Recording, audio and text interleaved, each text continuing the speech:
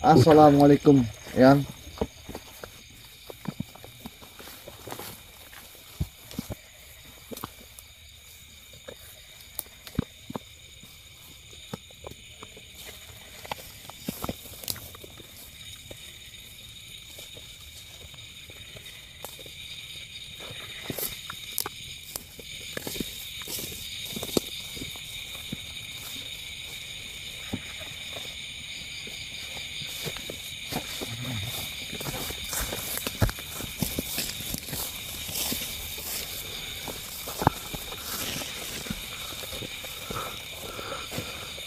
Nggih, Yang.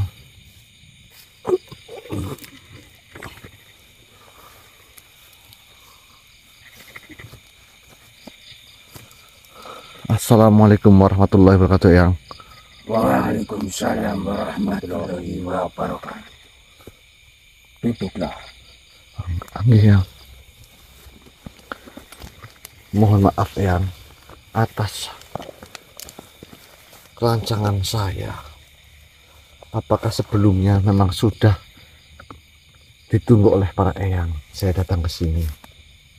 Benar sekali. Kalian telah sampai ke ujung makom ujian para wali. Wala quwata illa billah. Sebelumnya mohon maaf, Eyang. Perkenalkan, nama saya Probo, dan raga yang sedang dipinjam oleh eyang-eyang sekalian ada Mbah Wongso dan Mas Arya. Tapi sebelumnya saya mohon maaf, Eyang. Ini eyang siapa saja, Eyang? Saya mohon maaf sekali. Perkenalkan,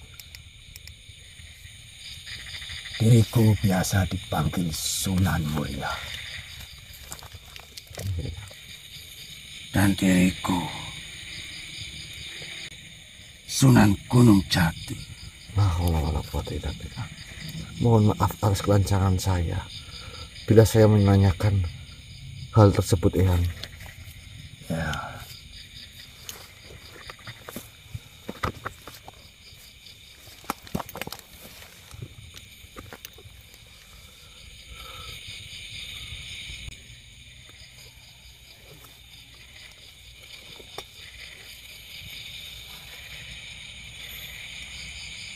Dan kini saatnya kalian kami uji, bukan dengan ujian ringan, tapi pertanyaan seperti kitab.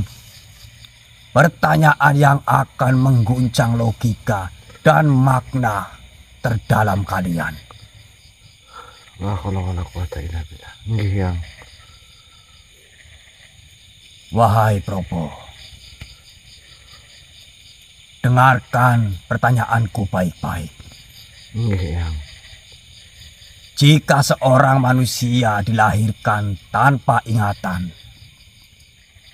namun diajari nama-nama benda, lalu dia tahu, kemudian dia dibiarkan sendirian di alam luas tanpa guru, tapi diberi satu bekal: carilah Tuhan. Ia kemudian melihat bintang dan matahari, lalu menyembahnya karena merasa itu lebih terang darinya. Kemudian ia mendengar suara dari angin, lalu tunduk karena suaranya lebih kuat darinya. Ia lalu membaca kitab-kitab kuno. Lalu ia bingung karena kitab satu dengan yang lain tak sama. Ia lalu bertapa, dan tiba-tiba di dalam dirinya terdengar suara batin mengajak ia untuk mengerti bahwa segala yang tampak hanyalah cermin, dan segala yang tak tampak adalah pemilik cermin.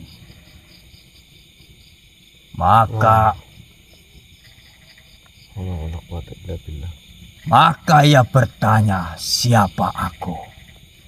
Siapa Tuhan? Dan apakah keyakinan itu harus datang dari suara luar atau getaran dalam? Ia bertanya, jika aku mengikuti agama warisan orang tuaku, apakah aku benar? Jika aku menciptakan jalanku sendiri, apakah aku sesat? Dan jika Tuhan ada di luar segala kata, mengapa aku harus menyembahnya dengan kata-kata? La haula wala quwata illa billahil aliyil azim. Jawablah pertanyaan ini bukan hanya dengan lembut, tapi dengan roh, akal, dan perjalanan yang telah kalian tapaki. Karena hanya dengan telah masuk ke dalam sunyi yang mampu menjawab suara dari langit. La haula wala quwata illa billahil azim. Sebelumnya mohon maaf Eyang, jika memang itu pertanyaan dari Eyang. Sebenarnya pertanyaan itu adalah pertanyaan yang sangat sulit bagi saya untuk saya jawab. Tapi izinkanlah saya untuk mencoba menjawab pertanyaan dari yang sekalian. Apakah diperbolehkan saya menjawab walaupun nanti saya tidak tahu jawaban saya benar ataupun salah, Eyang? Tentu saja. Baiklah, Eyang. Eyang yang sekalian yang mulia, Tuhan membekali kita bukan hanya dengan indera dan buku, tetapi dengan kesadaran batin. Itulah roh, dan roh itu mengenal Tuhan tanpa harus diajari namanya. Ia tahu arah pulang bahkan sebelum berjalan. Menyembah matahari, angin, suara, bahkan kitab adalah bagian dari pencarian. Dan Tuhan yang Maha Mengasih tidak menolak pencarian itu, asal ia lakukan dengan keikhlasan, Eyang. Tapi suara yang paling murni bukan di luar, melainkan dari dalam, yang tidak menginginkan apa-apa kecuali ingin kembali. Dan jika ada seseorang yang bertanya, apakah keyakinan harus dari luar atau dari dalam? Mungkin saya akan katakan keduanya, karena yang luar menegaskan, yang dalam meyakinkan. Tuhan tidak hanya hadir dalam huruf, tapi juga hadir dalam denyut detak jantung yang sabar dan embun yang jatuh pelan di pagi hari. Dan jika ia mengikuti warisan orang tuanya, jika itu membawanya pada kebaikan dan cinta, maka ia tidak salah. Tapi jika seseorang menciptakan jalannya sendiri dan tetap sujud serta menjauhi kesombongan, maka Allah pun takkan mengusirnya. Karena Tuhan lebih melihat jernihnya hati, bukan gelarnya agama. Mohon maafkan saya, Eyang, jika saya salah menjawab. Kau telah menjawab seperti para pejalan agung. Bukan karena kau tahu semuanya, tapi karena kau mampu menanggalkan keakuan dan menyerahkan makna kepada sang pemilik makna. Dan inilah yang kami cari. Bukan jawaban sempurna, tapi hati yang tidak mencari jawaban untuk menang, melainkan untuk pulang.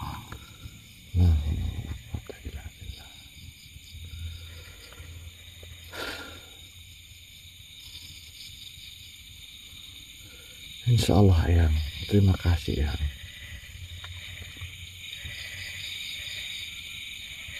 Propo, Nggih, Eyang. Bayangkanlah seseorang yang hidup dalam sebuah dunia tanpa waktu. Ia tidak tua, tidak muda, tidak pernah tidur, dan tidak pernah bermimpi. Ia tidak mengenal nama, tidak mengenal suara, dan tidak mengenal warna.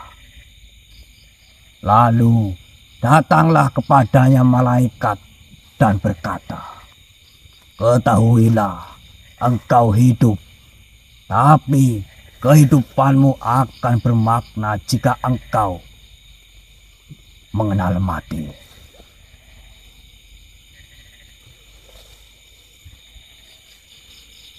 Maka ia pun bertanya, apakah hidup adalah kesadaran tentang mati? Ataukah mati hanyalah perubahan bentuk dari sebuah kesadaran yang belum selesai? Dan jika semua makhluk lahir dari kata kun dan kembali kepada kata fayakun, maka di manakah posisi kehendak manusia? Jika semua telah digariskan sebelum semesta ini tercipta, apakah manusia hanya aktor dalam naskah Tuhan? Ataukah ia memiliki hak untuk mengubah jalan cerita?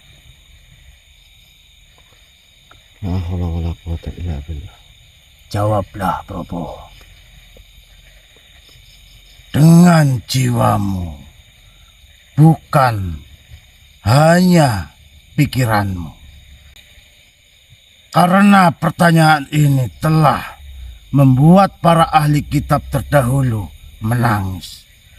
Dan para syekh besar terdiam dalam kebingungan.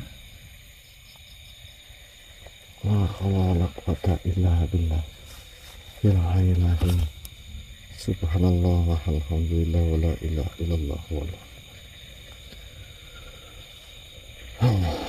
Tapi sebelumnya mohon maaf yang Sunan sekalian, saya tidak akan menjawab dengan pasti karena kapasitas saya sebagai manusia biasa dan kepastian hanya ada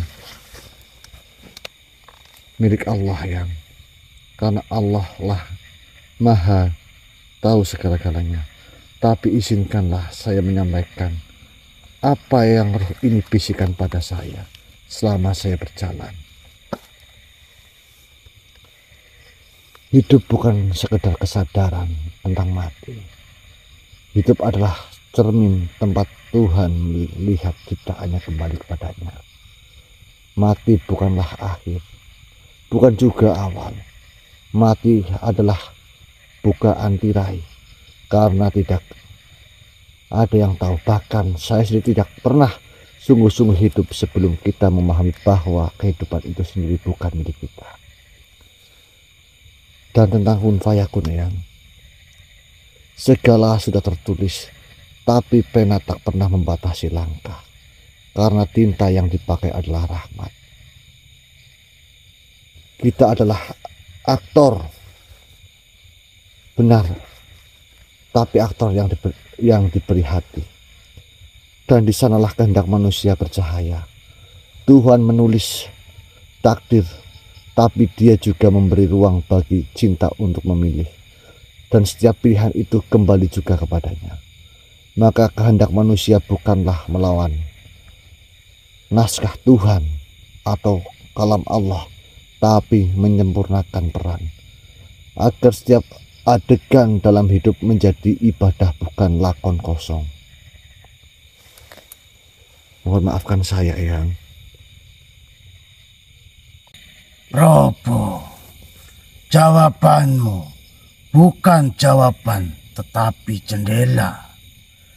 Engkau tidak menjelaskan dengan logika, tapi membuka hati kami dengan cinta. La haula wala quwata illa billah. Iya.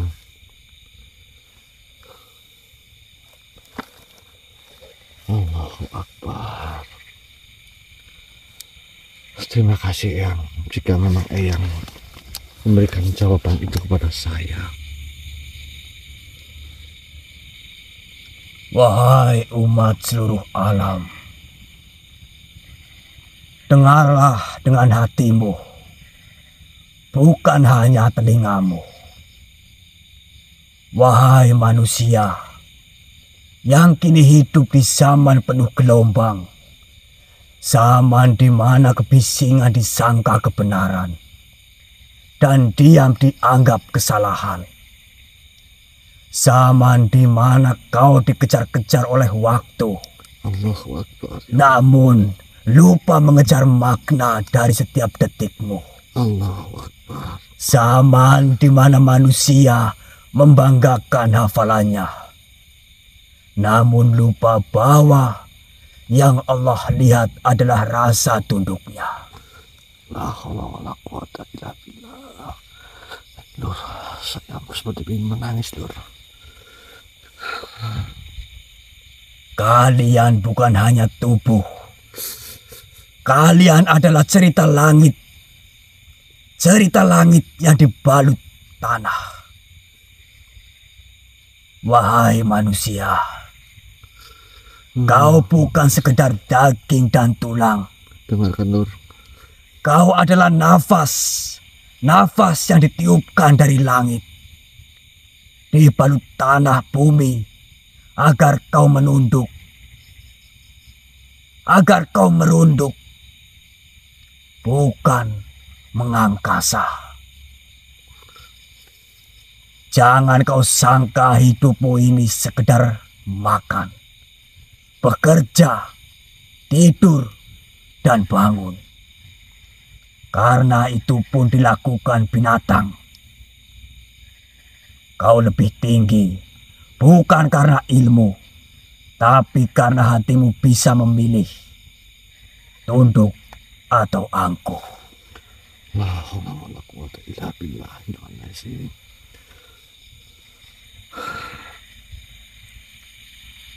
Wahai umat yang mulia, mengapa kalian melupakan cermin paling agung? Dirimu sendiri. Kau sibuk mencari Allah di tempat tinggi, di menara, di kitab, di ceramah, di debat panjang. Tapi lupa bahwa Allah sangat dekat, bahkan lebih dekat dari urat nadimu sendiri. Mengapa kau mencari Tuhan seperti mencari benda hilang? Padahal Dia bersamamu setiap kau menahan amarah, setiap kau menangis diam-diam karena merasa hina, setiap kau memilih menolong walau tak dilihat oleh siapapun. Wahai umat seluruh alam, janganlah kalian biarkan dunia menutup jiwamu. Dunia ini ibarat cermin, kau akan tampak di dalamnya, tapi hanya bayangan, bukan hakikat. Kalian takkan bisa mencintai dunia dan berharap tenang, karena dunia akan mencintaimu hanya kalau kau menjual jiwamu. Tapi begitu kau mencintai akhirat, dunia akan datang dengan sendirinya, tunduk seperti pelayan. La haula wala quwata illa billah.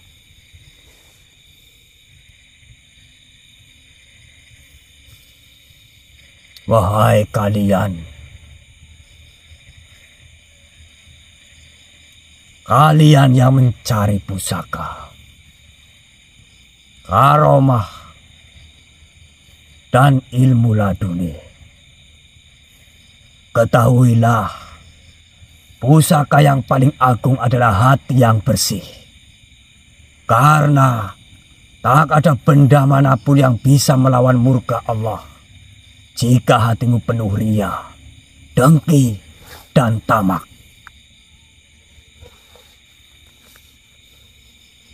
Kau bisa memiliki 1000 kitab, tapi satu dosa dalam niatmu bisa menenggelamkanmu.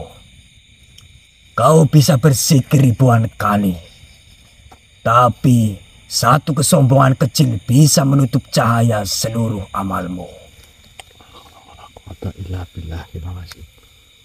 Subhanallah, alhamdulillah, wala ilaha illallah. Nggih, Eyang.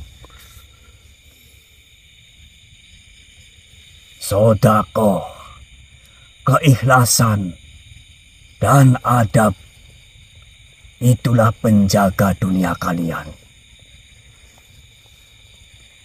Wahai manusia, bersedekahlah, bahkan hanya dengan sehelai senyuman.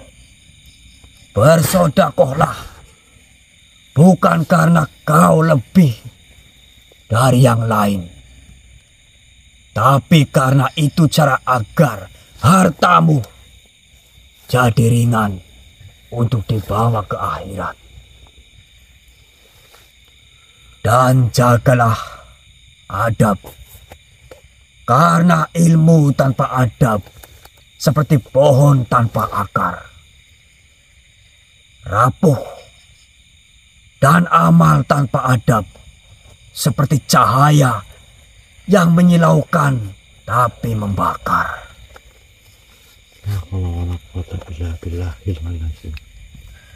Jika dunia ini hancur, bukan karena kurangnya ilmu, tapi karena hilangnya cinta.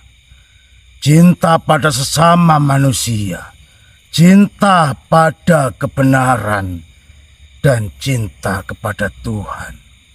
Itulah yang dijaga oleh para nabi, diperjuangkan oleh para wali, dan kini di tangan kalian. Subhanallah, alhamdulillah, wala quwwata illa billah. Wahai kalian, jangan remehkan bismillah. Bismillah bukan sekedar kalimat pembuka, tapi kunci dari langit dan bumi. Kalimat yang ketika kalian ucapkan dengan hati yang gentar, maka yang terlihat pun akan membentangkan jalanmu. Bismillah adalah awal penciptaan, dan ia akan menjadi cahaya di ujung kehidupan kalian.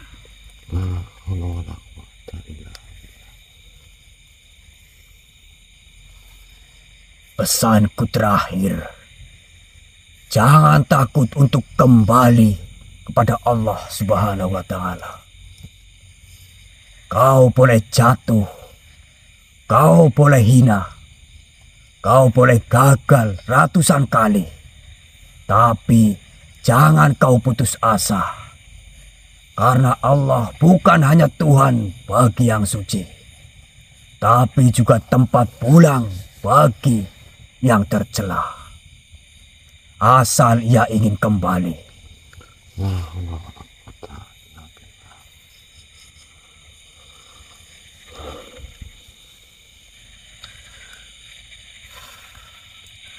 Wahai manusia, kau bukan tak tahu, kau hanya tidak peduli. Kami tak datang untuk memuji, kami datang untuk menegur, bahkan menampar bukan wajahmu, tetapi hatimu yang telah mengeras seperti batu. La haula wala quwata illa billahil aliyyil azim. Apakah ini buat saya, Eyang? Ini buat semuanya, kalian semua. Bahkan lebih keras dari batu, bahkan karena batu pun bisa menghancurkan air jika dipukul. Tapi hatimu duduk manis di atas kursi empuk, makan dengan peralatan mahal. Tapi di saat yang sama, anak-anak di Palestina menggenggam tanah merah sebagai bantal dan darah orang tua mereka sebagai selimut malam. Allahu Akbar. La haula wala quwata illa billah. Ya Allah, maafkan saya ya Allah bersama saudara-saudara saya ya Allah. Allahu Akbar. Kalian punya tangan, tapi tak mengulurkan. Kalian punya uang, tapi tak mengikhlaskan. Kalian punya kekuasaan, tapi hanya membisu. Wahai manusia, apa gunanya doa-doamu yang panjang jika kau tak bisa menundukkan egomu untuk memberi satu suapan kepada yang lapar? Apa gunanya masjid megahmu? Masjid megahmu jika kau tak peduli bahwa masjid saudaramu diledakkan di atas darah-darah syuhada. Allahu Akbar. Apa gunanya hafalan Qur'anmu jika hatimu tuli terhadap tangisan anak-anak yang kehilangan ibunya? Kalian berkata, kami tidak bisa berbuat apa-apa. Tapi sebenarnya kalian hanya tidak mau berbuat apa-apa. Kalian bisa memesan makanan dari layar kecil, tapi tak bisa mengetuk satu pintu untuk memberi sedekah. Allahu Akbar. Kalian bisa menyimpan emas dan tabungan, tapi berpura-pura miskin ketika diminta bantuan. Allahu Akbar. Kalian sibuk mencari keberkahan, tapi kalian sendiri menutup pintu berkah itu dengan kikir, dengan tamak, dengan membiarkan penderitaan saudaramu seperti tontonan tanpa harga. Allahu Akbar. Apakah kalian lupa bahwa yang Allah perintahkan bukan hanya sholat, tapi juga menolong? La haula wala quwata illa billah.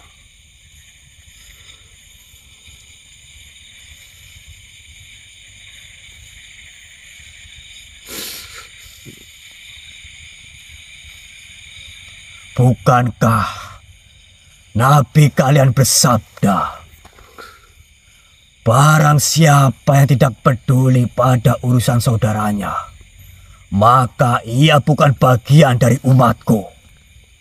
Apakah kalian dengar itu? Maka jika kalian diam, jika kalian hanya menjadikan tragedi Palestina sebagai status, sebagai konten keprihatinan, tanpa niat bersedekah, membantu, menyuarakan, atau berdoa sungguh-sungguh, apa kalian tidak takut bahwa kalian telah ditarik dari barisan umat Muhammad Sallallahu Alaihi Wasallam karena kalian tak lagi peduli? Allahu Akbar, Eyang. Maafkanlah kami dan saudara-saudara kami, Eyang. Memang mungkin ada sebagian mereka yang belum sadar akan hal itu, Eyang. Allahu Akbar. Ketahuilah Kelak kalian akan ditanya satu persatu. Bukan berapa hafalan kalian, bukan